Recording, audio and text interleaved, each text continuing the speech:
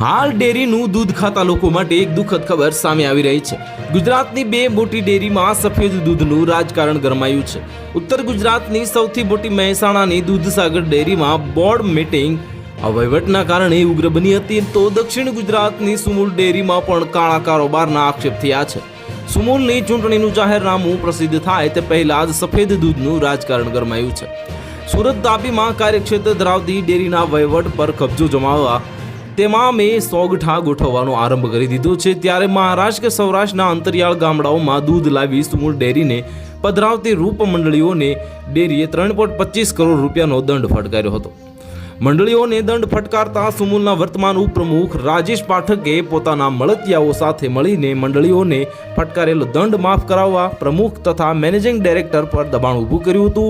તેમજ મંડળીઓના સંચાલકોને ડેરી પર બોલાવી મેનેજિંગ ડાયરેક્ટર સહિત કેટલીક ડિરેક્ટરોની હાજરીમાં બેઠક કરી હતી।